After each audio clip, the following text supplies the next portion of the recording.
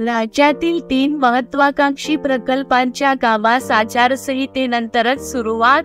एप्रिलच्या पहिल्या आठवड्यात निविदा खुल्या होणार. तुम्ही नवीन असाल तर कृपया लाईक करा, शेअर करा आणि नवीन अपडेट्ससाठी माझे चॅनल सबस्क्राईब करा. महाराष्ट्र राज्य रस्ते विकास महामंडळाच्या MSRDC विरार अलिबाग बहुउद्देशीय मार्गिका, पुणे वर्तुळाकार रस्ता आणि नांदेड जालना द्रुतगती महामार्ग अशा 3 महत्त्वाकांक्षी प्रकल्पाच्या आर्थिक निविदा उघडण्यास काहीसा विलंब होणार आहे.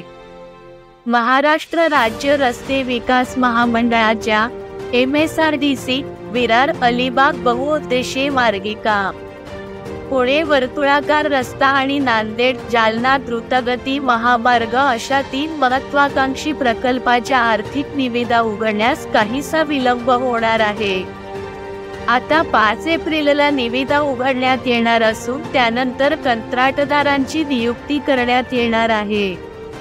तिन्ही प्रकल्पासाठी 26 टप्प्यात 26 कंत्राटदारांची नियुक्ती केली जाणार आहे.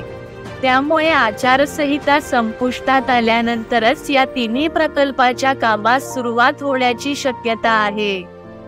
मुंबई महानगर प्रदेशातील वाहतूक कोंडीचा प्रश्न सोडविण्यासाठी तसेच विरार अलिबाग अंतर कमी करण्यासाठी विरार अलिबाग दरम्यान 128 किलोमीटर लांबीची बहुउद्देशीय वाहतूक मार्गिका बांधण्यात येणार आहे. मुंबई नागपूर अशा 701 किलोमीटर लांबीच्या समृद्धी महामार्गाचा विस्तार जालना नांदेडपर्यंत करण्यात येणार आहे. त्यासाठी MSRDCने 190 किलोमीटर लांबीचा जालना नांदेड महामार्ग बांधण्याचा निर्णय घेतला आहे. त्याचवेळी पुण्यातील वाहतूक कोंडीचा प्रश्न सोडविण्यासाठी पुणे रिंग रोड अर्थात पुणे वर्तुळाकार रस्ता बांधण्याचा निर्णय घेण्यात आला आहे.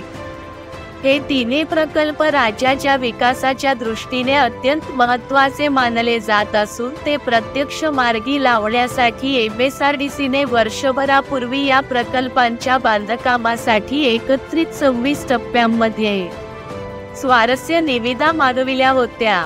पुणे वर्तुळाकार रस्त्यासाठी 9 टप्प्यात, बहुउद्देशीय मार्गिकेसाठी 11 टप्प्यात आणि नांदेड जालनासाठी 6 टप्प्यात निविदा मागविण्यात आल्या होत्या.